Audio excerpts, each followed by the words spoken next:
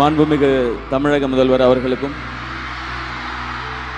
மாண்புமிகு தெலுங்கானா முதல்வர் அவர்களுக்கும், நமது துணை முதல்வர் அவர்களுக்கும், இங்கே இருக்கிற மாண்புமிகு அமைச்சர்கள், அதிகாரிகள், சிறப்பு விருந்தினர்கள் எல்லாருக்கும் என்னுடைய முதற்கண் வணக்கம். இங்கே இந்த அரங்கத்தை அதிர வச்சுக்கிட்டு இருக்கிற மேலே உட்காந்துருக்கிற எல்லாருக்கும் என்னுடைய மனமார்ந்த நன்றி. உங்கள் அன்புக்கு ரொம்ப ரொம்ப நன்றி. இந்த மாதிரியான நிகழ்ச்சியில் கலந்துக்கிறது இதுதான் முதல் முறை. நம்ம சினிமா ஃபங்க்ஷன், ஆடியோ லான்ச் ஃபங்க்ஷன்னா ஏதாவது ஒன்று பேசிட்டு போயிடலாம். இங்கே அப்படி பேச முடியாது. இங்கே நம்ம என்ன பேசுகிறோம் அப்படின்ற ஒவ்வொரு வார்த்தையும் ஒவ்வொரு விஷயமும் ரொம்ப ரொம்ப முக்கியம். முதல்ல இந்த விழாக்கு என்ன கூப்பிட்ட துணை முதல்வர் அவர்களுக்கு ரொம்ப ரொம்ப பெரிய நன்றி. சார், முதல்ல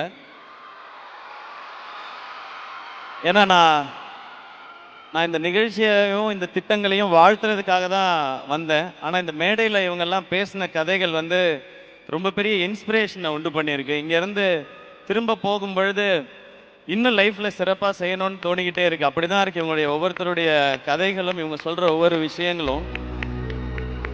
இங்கே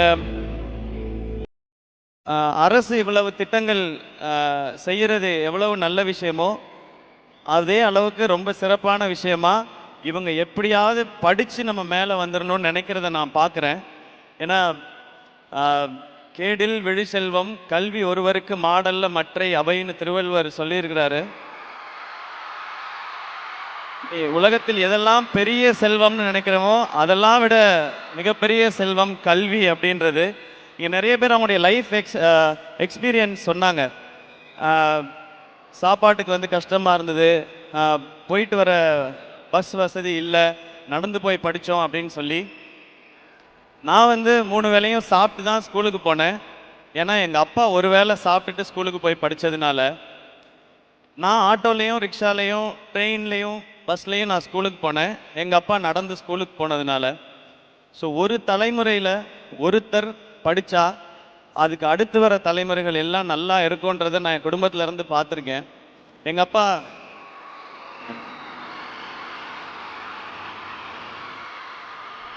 அப்பா அவங்க வீட்டில் இருந்த வசதிக்கு அவர் நினச்ச படிப்பை படிக்க முடியல, கிடைச்ச படிப்பு தான் படித்தார். அவர் 1 டிகிரி வாங்கினார்.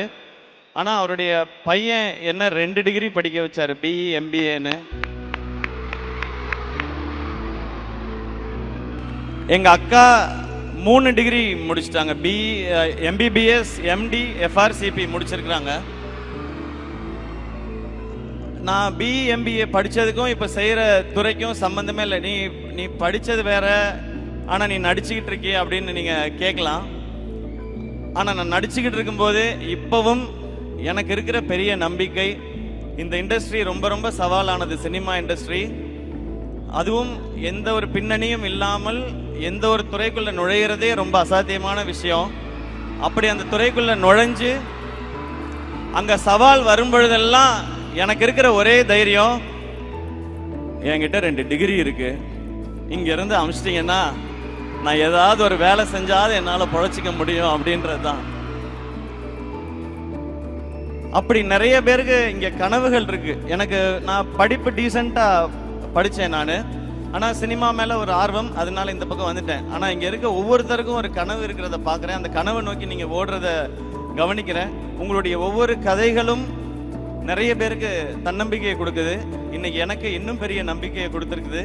இந்த திட்டத்தினால பயன்பெற அத்தனை மாணவருக்கும் என்னுடைய வாழ்த்துக்கள்.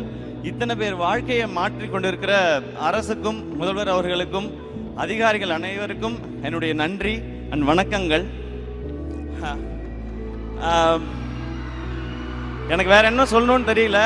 நான் ஃபைனலாக ஒன்று தான் சொல்கிறேன். லைஃப்பில் நீங்கள் ஜெயிக்கணுமா, இல்லை சம்பாதிக்கணுமா, வீடு வாங்கணுமா, கார் வாங்கணுமா, இல்லை சக்ஸஸ்ஃபுல்லாக இருக்கணுமா, அம்மா அப்பாவை பார்த்துக்கணுமா, எல்லாரும் முன்னாடியும் மரியாதையாக இருக்கணுமா, எல்லாருக்கும் சமமாக இருக்கணுமா, ஒன் ஸ்டாப் சொல்யூஷன். படிங்க, மார்க்குக்காக கொஞ்சம் படிங்க, வாழ்க்கைக்காக நிறையா படிங்க. நான் மார்க்குக்காக படித்தேன். ஆனால் வாழ்க்கைக்காக படிச்சேனான்னு தெரியல. அது அனுபவத்தில் வருது. நீங்கள் மார்க்குக்காக படிக்கிற அதே நேரத்தில் வாழ்க்கைக்கான தேவையானதையும் நிறைய படிங்க. இங்கே இருக்கிற அத்தனை பேருக்கும் ஒன்று சொல்லிக்கணும்னு தான் நினைக்கிறேன். உங்கள் எல்லாராலையும் இப்போ நீங்கள் என்ன செய்துட்டு இருக்கீங்களோ அதை தாண்டி ஒன்று செய்ய முடியும். அது எதை வச்சு சொல்கிறேன் அப்படின்னு கேட்டிங்கன்னா, என்னாலே முடியும் போது உங்களால் இன்னும் நிறைய முடியும். இந்த வாய்ப்பு கொடுத்த அத்தனை பேருக்கும் ரொம்ப ரொம்ப பெரிய நன்றி. இது மாதிரியான திட்டங்கள் இன்னும் பெரிய சாதனையாளர்களை உருவாக்கும். இவங்க எல்லாரும் படித்து மேலே வரும்போது நம்மளும் ஒரு 4 பேருக்கு நல்லது செய்யணுன்ற இந்த விதை ஆரம்பிக்கும் பொழுதே அந்த மாதிரி ஒரு விருட்சமாக ஆரம்பிக்குதுன்றது இந்த திட்டத்தோட மிகப்பெரிய பலனாக பார்க்குறேன்.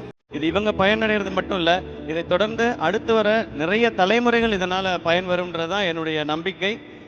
அந்த சந்தோஷத்தோட என்னுடைய உரையை முடிச்சுக்கிறேன். ரொம்ப ரொம்ப நன்றி. உங்கள் எல்லாரையும் சந்திச்சது ரொம்ப மகிழ்ச்சி. Thank you thank you. இவ்வளவு கைத்தட்டல்களுக்கு ரொம்ப ரொம்ப பெரிய நன்றி. ரொம்ப நன்றி. Love you all. And DD thank you உங்களுடைய அன்புக்கு.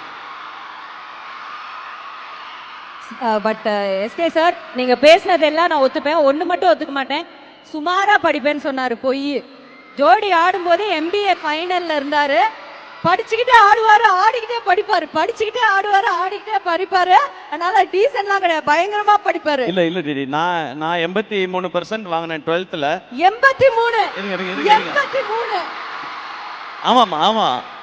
ஆனா எங்க அக்கா 96% வாங்கினா. அப்ப நம்ம கம்மியா தானே தெரியும். அது இந்த அக்கா தம்பி இல்லை அண்ணன் தம்பி இருக்க வீடுகளில் தெரியும். அவன் நல்லா படிக்கிறான், அதே சோறை தானே நீயும் திங்கிற, நீ நல்லா படிக்க மாட்டியான்னு கேட்பாங்க. அதனால எனக்கு எப்பவுமே நான் படிச்சது கம்மியாக தான் தெரிஞ்சிருக்கு டிடி. ஓகே, இன்னும் ஒரே ரிக்வெஸ்ட் உங்ககிட்ட, எல்லாம் என் காது கடிக்குதுங்க. ஒரே ஒரு பிக்சர் உங்களோட இந்த பிள்ளைங்க. எனக்கு ரொம்ப ரொம்ப சந்தோஷம்.